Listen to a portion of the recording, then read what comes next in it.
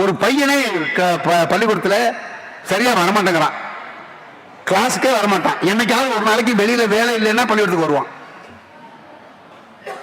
வந்தா 4 பையனை கெடுத்து அவனை அழைச்சிட்டு போயிடுவான். படிக்கவும் மாட்டான், ஃபெயில் ஆவான். அந்த மாதிரி உள்ள ஹெட்மாஸ்டர் சொன்னாரு, இந்த மாதிரி பயிரெல்லாம் வச்சுக்காதீங்க, இந்த வருஷம் அரசாங்க பரீட்சைக்கு அனுப்பணும். இவெல்லாம் இருந்தானா நம்ம பள்ளிக்கூடத்துக்கு கெட்ட பேர், இத்தனை பேர் ஃபெயில் ஆகிருக்கான்னு எழுந்துரும், கணக்கு வரும், வேண்டாம், பேர் அடிச்சு விடுங்க என்னார். அவனை பள்ளிக்கூடத்துக்கு கிளாஸ் விட்டு நீக்கிடுங்க. 12ஆம் வகுப்புல இருக்கிறான்.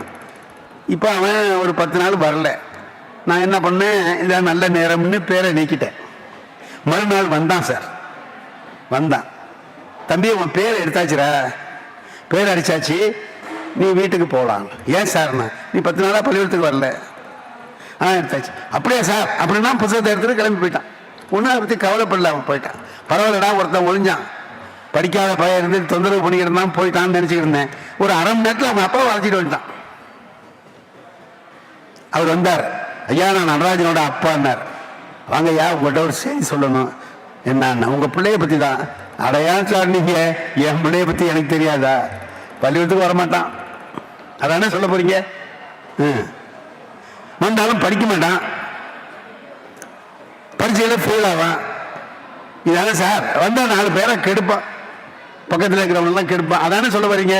ஆமா, அதெல்லாம் எனக்கு தெரியும் சார். அப்ப அதனாலதான் நான் பேரை எடுத்துட்டேன், நீங்க அழைச்சி போக வேண்டியதானே சார்? அதுக்காக அவன் பேரை நீக்கிறாங்க சார். இந்த வருஷம் கொஞ்சம் போட்டடிச்சு அவனை ஒப்பேத்தி விட்டீங்கன்னா ஒரு வாத்தியார் வேலைக்காவது அனுப்பலான்னு பாக்குறேன். அந்த ஆண்டு வாத்தியார் வேலையை பத்தி என்ன நினைக்கிறான், அது போட்டு என்னை பத்தி என்ன நினைக்கிறான் என்கிட்டே சொல்றான். அப்ப இவன் தான் வாத்தியாரா இருக்கும்போது நம்ம பையன் வரப்படாதான்னு அவன் நினைக்கிறான்.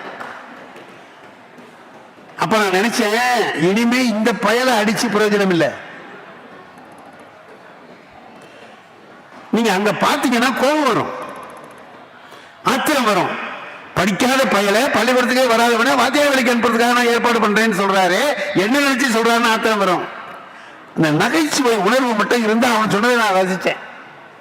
பாருடா, எவனை எந்த வேலைக்கு அனுப்பலான்னு பாக்குறாரு பாரு அப்படின்னு நினைச்சேன். அதே போல